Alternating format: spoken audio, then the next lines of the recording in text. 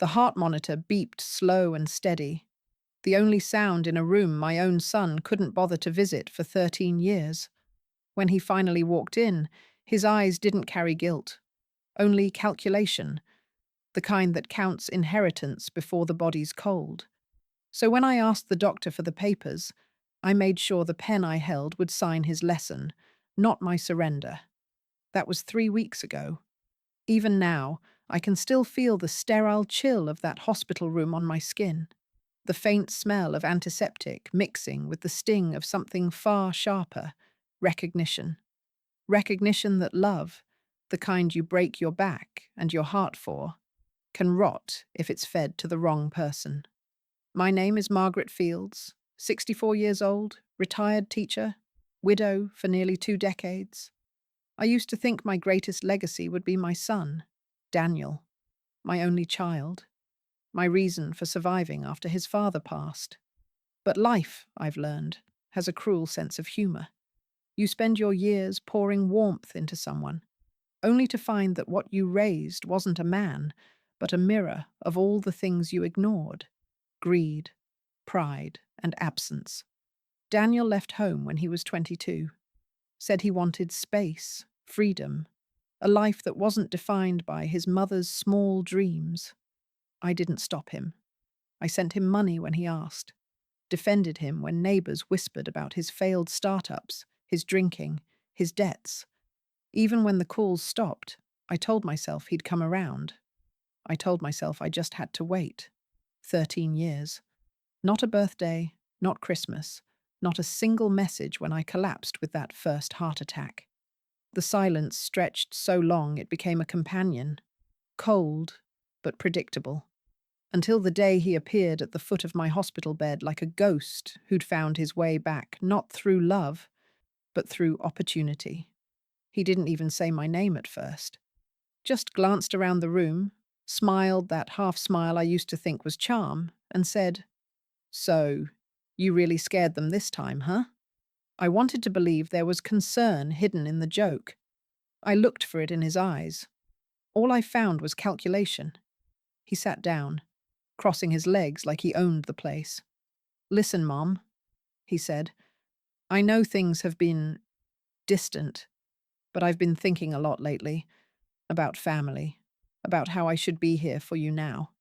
He reached for my hand, the same hand that once held his fevered forehead, and gave it a soft squeeze. Then, with a practiced pause, he added, "Especially since, well, you probably need someone to help manage your affairs. You don't want strangers handling your will, right?" The words hit me like a second heart attack, not because of what he said, but because of how naturally it rolled off his tongue. No hesitation, no shame, just business. I smiled, the kind of smile that hides a scream. "You came all this way for my will, Daniel." He laughed softly. "Don't make it sound so bad. I'm just saying, let's be smart about things. I could have yelled, I could have cried, but there's a point where grief burns itself out, and what's left is clarity, cold, hard, and clean." As the doctor walked in to check my vitals, I asked him for a favor. "Could you bring me the papers?" Daniel looked almost pleased. He thought I meant the will, the papers that would guarantee him the reward for his sudden concern. But I had something else in mind, something that had been quietly building inside me during all those silent years. Lying there, listening to the machine track every beat my heart had left, I thought of all the choices that had led us here. The missed dinners, the unanswered calls, the day he refused to attend his father's funeral because he was too busy closing a deal that never existed. And I realized this wasn't a new betrayal. It was just the final act of a story that had been written long ago. When the doctor returned, I signed those papers, medical consent forms, not for a will, but for a transfer to a private recovery facility where I'd have time to heal and to plan. Daniel leaned over, grinning. "Glad to see you're thinking ahead." I just nodded. "So am I, Daniel. So am I." He didn't see the shift in my eyes. but I felt it. Something old and tired had cracked open, and something steadier was taking its place. I wasn't the woman waiting by the phone anymore. I wasn't the mother begging to be remembered.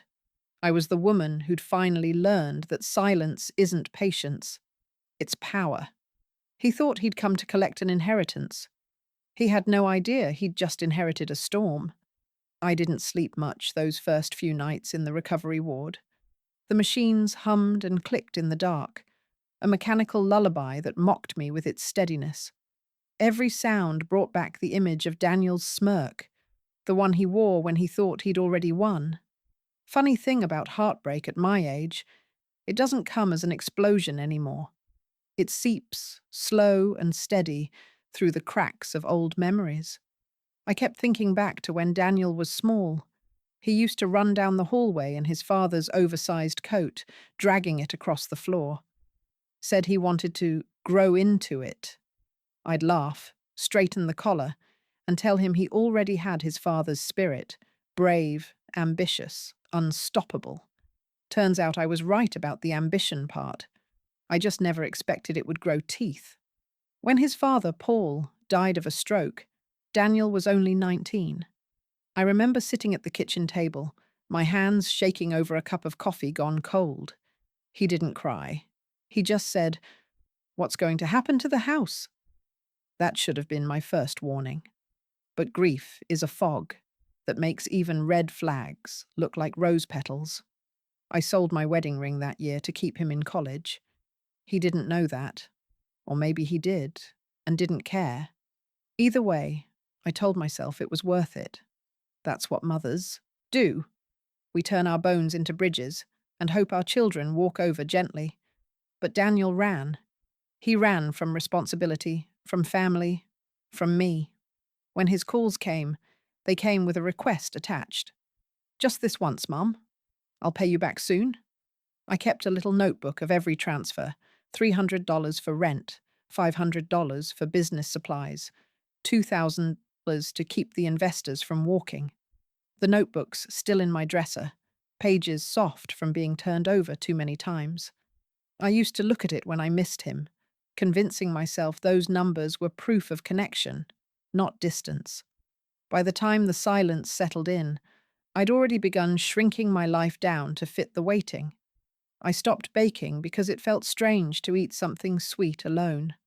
Stopped going to church because I was tired of pretending I wasn't jealous of women surrounded by children and grandchildren on Sundays. The house became an echo chamber. Every creak a reminder of someone who wasn't coming home. I tried reaching out once, around his 30th birthday. I mailed him a card, wrote a note inside that said, "I still believe in you." It came back unopened. Return to sender. That envelope sat on my kitchen counter for months, like a gravestone no one visited.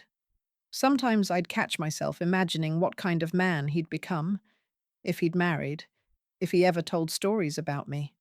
I even pictured us reconciling, sitting across a table, laughing about how time heals everything. But time doesn't heal what's never been acknowledged. It just buries it under layers of politeness until it festers. And then came the heart attack. It happened on a Wednesday morning. I was watering the little succulents by the window when a sharp pain tore through my chest. I remember thinking, so this is it. This is how it ends. Alone, surrounded by plants that need less than people do. The paramedics told me I was lucky. The word didn't fit. Luck would have been someone to hold my hand in the ambulance. Luck would have been hearing a familiar voice when I opened my eyes in the hospital. Instead, I got a nurse with kind eyes and a clipboard that said, "Next of kin, none." That's when I understood something simple but brutal. Love that isn't reciprocated becomes a kind of slow suicide. You keep giving parts of yourself away, thinking it's devotion, until one day you realize you've run out of pieces. So when Daniel showed up after 13 years of silence, asking to be in my will, I wasn't angry. I was hollow. And in that hollow space, something else began to take root. Clarity. I started rereading old letters, old bank statements. I wanted to remember, not just feel. The facts were all there, hiding in plain sight. Every sacrifice documented, every promise broken, every time I'd chosen to believe a lie because the truth was lonelier. I also thought about someone else, about Lydia, my late sister. She'd gone through the same with her daughter, Claire, a girl who'd married for money, then cut her mother off when the husband demanded it. Lydia died waiting for a call that never came. I used to judge her for her bitterness. Now, I understand it wasn't bitterness. It was knowledge, the kind you earn too late to change the ending. Maybe that's why Daniel's return didn't just reopen my wound, it reopened hers too. The women in my family, we've all been raised to love until it kills us, to give without asking for anything back. But I'm starting to wonder if that's not love at all. Maybe it's just conditioning dressed up as virtue. As I sat in that hospital bed, replaying all of it, I made a quiet promise to myself. If Daniel came back into my life to use me, then this time, I'd let him. But not the way he expected. I'd give him exactly what he came for, just long enough to watch him choke on it. He came back the next morning, carrying a paper cup of coffee as if it were an offering. "Extra sugar," he said, placing it on my tray like a son who remembered his mother's little comforts. He never noticed I stopped drinking coffee 10 years ago. Doctor's orders.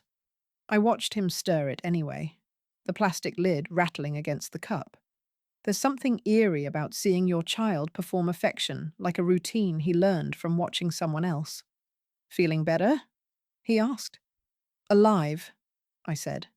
"That seems to surprise you." He laughed softly. "Don't say that. I was worried." "Were you?" My voice came out quieter than I meant. "When was the worrying supposed to start, Daniel? Before or after the will?" He froze, cup halfway to his lips. Then that polished grin came back, practiced and hollow. "Mum, don't start. I came here because I care. Can't we just move forward?" Move forward. That's what people say when they want to skip the part where they apologize. I folded my hands, watching the IV drip behind him. Moving forward requires remembering how we got here. He sighed, leaned back in his chair like a man exhausted by someone else's stubbornness. "I didn't come to fight. I'm trying to make peace, and well, you're making this difficult." "Peace?" I tilted my head. "You didn't visit for 13 years. Not when your father died. Not when I was sick the first time. Not when the bank almost took this house. But now you want peace. Because there's money involved." He set the coffee down a little too hard. "You always do this. You twist everything I say. I had my own life to build." "Yes," I said. "And you built it on the ashes of mine." His eyes hardened. "You're being dramatic." There it was. The word men use when they want to shrink a woman down to something manageable. I almost laughed. After everything, he still thought he could manage me. He pulled out his phone, opened something on the screen. "Look, I've been doing research on estate planning. You don't want strangers getting your money tangled up in probate." "I can handle it, Mom. I'm family." I stared at that glowing screen and saw what he couldn't. Not a son offering help, but a man drawing blueprints for his mother's grave. "Tell me something," I said. "When you think of me, if you ever do, what exactly do you see?" He looked confused. "What do you mean? Am I a person to you, Daniel? Or just an account waiting to be emptied?" He rolled his eyes. "God, you're impossible." I smiled faintly. "You get that from your father." That seemed to sting. Paul had been the only man Daniel ever tried to impress, and the only one who saw through him. "A heart full of ambition," Paul used to say, but no place to put it that isn't himself. At the time, I'd defended our boy. Now I realized Paul had just been early in his morning. Daniel stood up, pacing at the foot of my bed. "I didn't come here to be attacked." "No," I said. "You came here to collect. But it's funny. You only collect from the living." He exhaled sharply, shaking his head. You know what? Forget it. I was trying to do the right thing. That's what people say when they've already done the wrong one. For a moment, we just stared at each other, the room buzzing with the low hum of the machines. There was something strange about it. I wasn't afraid. I wasn't even angry. I just felt done, like a woman who's seen every lie before and finally recognized the pattern. He grabbed his jacket and walked toward the door. But before he left, he turned back. "You always make it about guilt," he said. "You never see how hard I've worked. You think I've had it easy? Hard work doesn't excuse absence," I said. "It just gives it a nicer name." The door shut behind him with a soft click, and I let out a breath I didn't know I was holding. That was the first real confrontation. Not loud, not violent, but final in a quiet way. A clean cut. After he left, Nurse Amelia came in to check my vitals.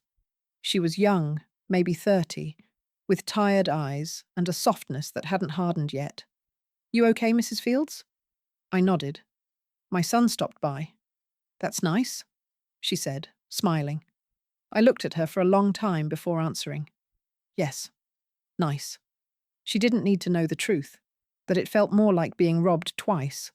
Once of trust, then of illusion. That night, I went through the small box I kept by my bedside. Old photos, a wedding band, a folded note Paul had written me the year Daniel was born. "For the woman who makes home mean something." I read it over and over until the letters blurred. Paul had believed in permanence. I used to too. But that night I realized permanence isn't about blood or vows. It's about memory and who deserves to keep it. So I made a decision. The next time Daniel walked into my room, I wouldn't meet him as a mother. I'd meet him as the woman he'd forgotten existed, the one who built her life from scratch and wasn't afraid to start again. And deep down, I knew he would come back. Men like him always do when they think they're still winning. He didn't stay gone for long. 2 days later, Daniel returned with a bouquet of lilies, Paul's favorite, not mine. That told me all I needed to know. He wasn't remembering me. He was rehearsing what affection looks like. "Thought I'd bring some color into this place," he said, setting the flowers down beside the monitor. His tone was light, but his eyes kept flicking toward the folder on my nightstand, the one labeled Estate and Health Documents. He'd seen it before. I'd placed it there deliberately, like bait. "Thank you," I said, motioning toward the chair. "You didn't have to." He smiled, too easily. "Of course I did. You're my mother." He said the word like it was a password, not a relationship. I let the silence hang for a bit, then asked, "So, tell me, how's work?" He cleared his throat. "It's fine. Trying to get a few things started, some real estate investments, a few partnerships." A few partnerships. I'd heard that phrase before. It used to mean another scheme. I reached for my glasses and picked up the newspaper from the table. "Is that why your name came up in the business section last week?"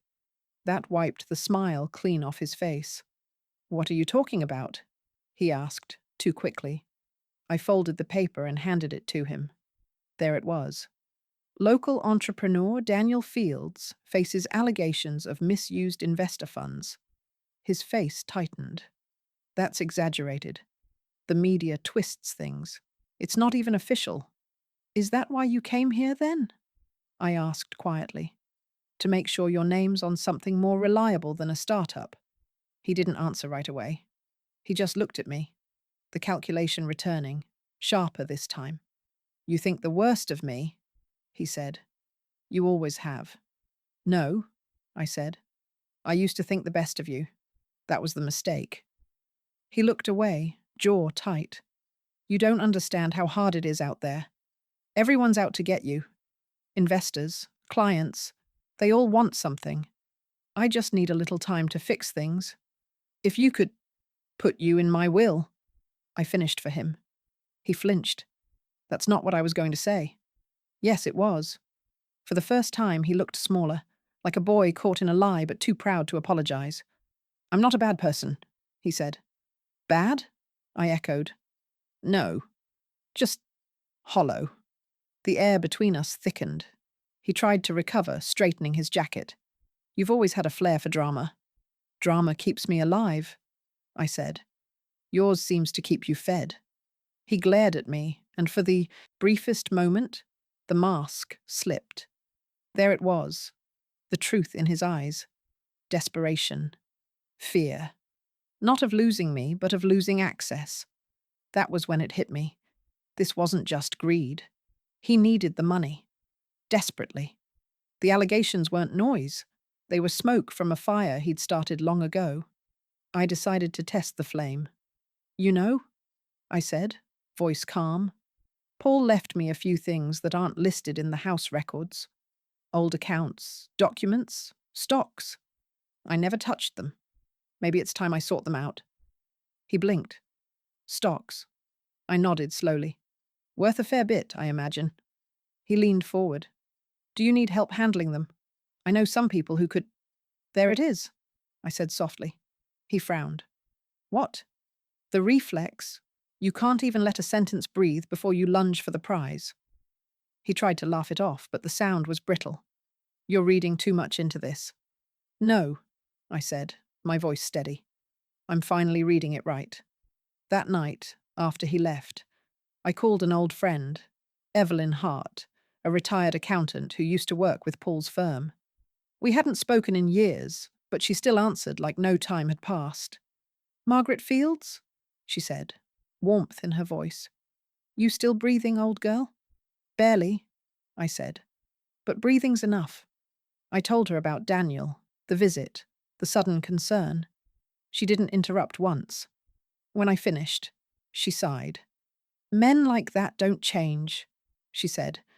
"They just learn new ways to look sincere." I laughed softly. That's exactly what I needed confirmed. Evelyn agreed to look into Daniel's situation quietly. A few days later, she called back, her voice low. "Margaret, it's worse than you think. Your son's not just broke. He's cornered. He took money from people who don't forgive debts." I closed my eyes. "So it's not about inheritance. It's about survival." "Exactly. And if I were you, I'd be careful. Desperate people do stupid things." Her words stayed with me long after the call ended.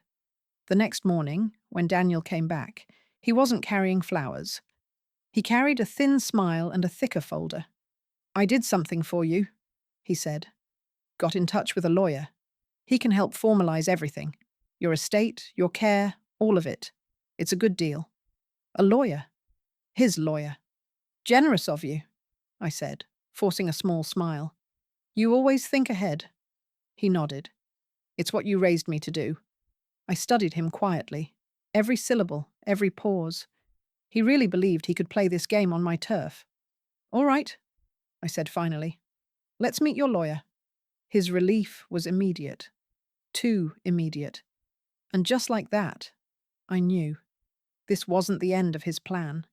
It was just the next layer. He thought he'd found his way into my will. He didn't realize he'd just walked into my web. When he left that afternoon, folder in hand and ego soothed, I finally exhaled. My pulse had steadied into something colder, quieter. Not anger anymore, just calculation. I'd spent most of my life mistaking forgiveness for strength. But lying in that bed, staring at the ceiling tiles arranged like neat little graves, I understood that forgiveness without consequence isn't strength. It's surrender. So I began to plan. The first call I made was to Evelyn again. "He's trying to get me to sign something," I told her. She clicked her tongue. "I figured. I found out who he's working with. Some lawyer named Grant Weston. He's not exactly clean." "Meaning?"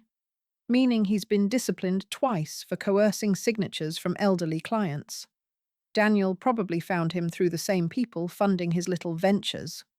That made my stomach turn, but not with fear. More like disgust, dressed as clarity. "I want to see everything you can find on them both," I said. Evelyn chuckled softly. You're not thinking of going along with it, are you? Oh, I'm going along, I said, just not in the direction they expect. Over the next few days, I played my part well. I smiled when Daniel visited, asked polite questions about his lawyer, even feigned confusion about the process. He softened, mistaking my patience for weakness. That was his mistake. He always underestimated the quiet. Meanwhile, I began gathering my own paperwork: bank statements, old records from Paul's firm, the original deeds. I found documents Daniel had no idea existed, assets Paul had tucked away years ago, things in my name only. I felt like a ghost opening old coffins, but each one reminded me I still had something left: leverage.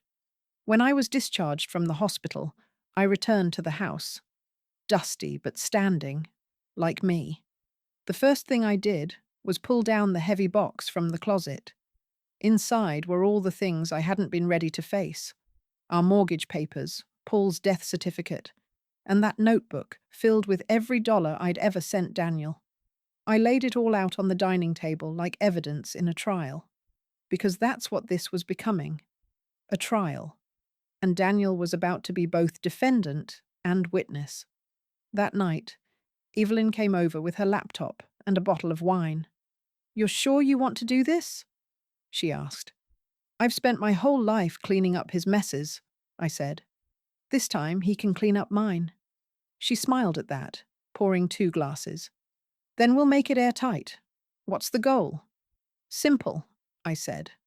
"I'll make him believe he's getting what he wants, right up until the ink dries on something very different." Evelyn laughed quietly. "Margaret Fields, you might have missed your calling as a con artist. Motherhood trains you well," I said. The next morning, Daniel arrived again, punctual, eager, and wearing the kind of confidence that comes from assuming you're the smartest person in the room.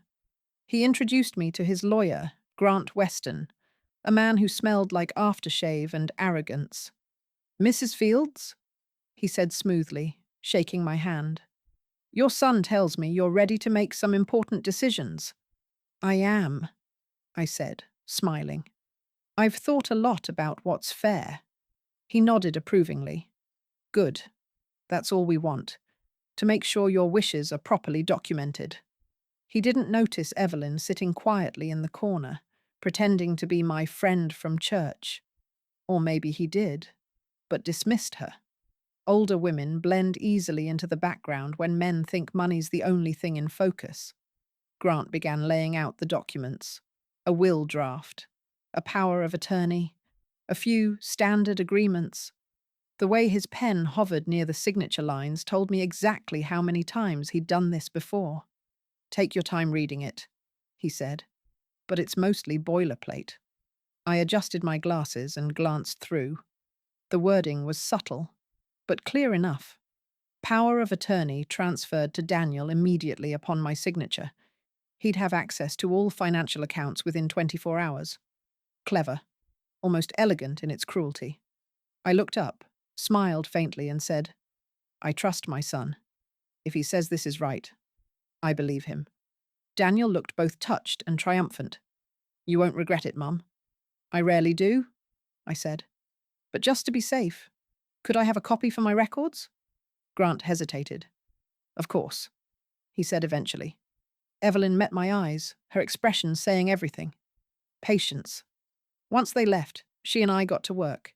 Using the draft as a template, we created my own version. Same look, same layout, but with a few key changes. My estate wouldn't go to Daniel. It would go to a charitable foundation I'd set up years ago in Paul's name, one that supported scholarships for underprivileged students. Daniel would still be mentioned, of course, just not how he expected. His name appeared only once, under the clause titled Irrevocable Disinheritance. Evelyn grinned as we finished. "You really are something, Margaret." "I'm just tired of dying politely," I said. We printed the new documents, placed them neatly in a folder identical to the one Daniel had brought. I even used the same cheap pen he'd handed me, the one engraved with his company's name. When he came back for the final signing, he'd find everything ready. He'd smile, confident, certain he'd finally claimed his victory.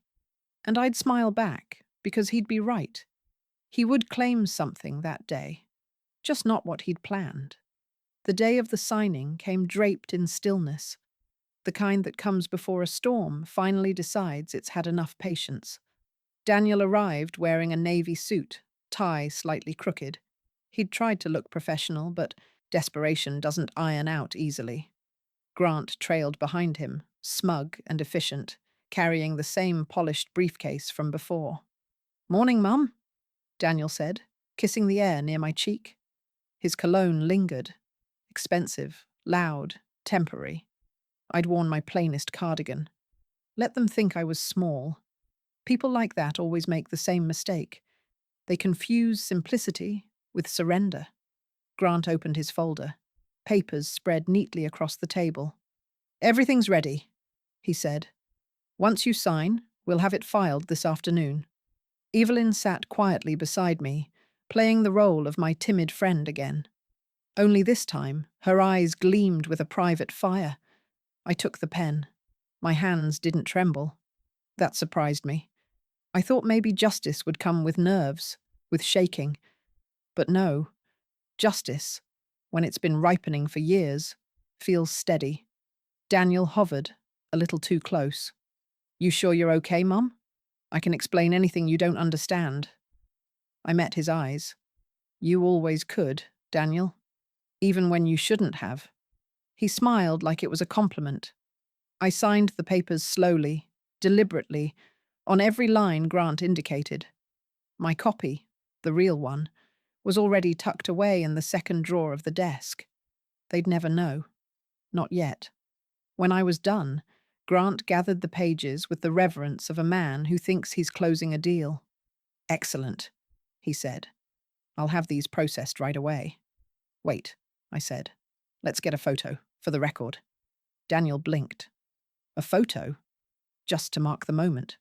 My son helping me secure my legacy. Seems worth remembering." He grinned. "Of course." Evelyn took the picture. Me at the table, Daniel behind me, Grant to my right. Both men smiling, unaware they were posing for evidence. When they left, I watched their car disappear down the drive. Evelyn poured me a glass of water, her voice quiet. "You did it." "No," I said. "I started it." The next step came faster than I'd imagined. 2 days later, I received a call from the bank. "Mrs. Fields, we received a notice authorizing access to your accounts," the woman said carefully. "Are you confirming this transfer?" My hand tightened around the receiver. "Yes," I said softly. "Please allow the transaction. But record every withdrawal. I'll need full statements sent to both me and the legal department of the Fields Foundation." She hesitated. "The foundation?" "Yes," I said. "You'll find it listed on my estate file. It's under new management now." Evelyn had already prepared the paperwork. The Fields Foundation, something Paul and I had started decades ago but never fully activated, was now legally active again, with her as co-trustee. Every cent Daniel thought he was inheriting was being redirected there. Legally binding, irrevocable, public. By the time Daniel realized the accounts weren't cooperating, the foundation would already hold control, and there would be no undoing it. That evening he called. His voice was sharp around the edges. "Mum, there's some confusion with the bank. They're saying the accounts are restricted. Did you authorize that?" "I did," I said calmly. "What? Why would you—" "To protect your father's name," I interrupted. "And mine." He went silent. I could hear his breathing, tight, furious. "You tricked me."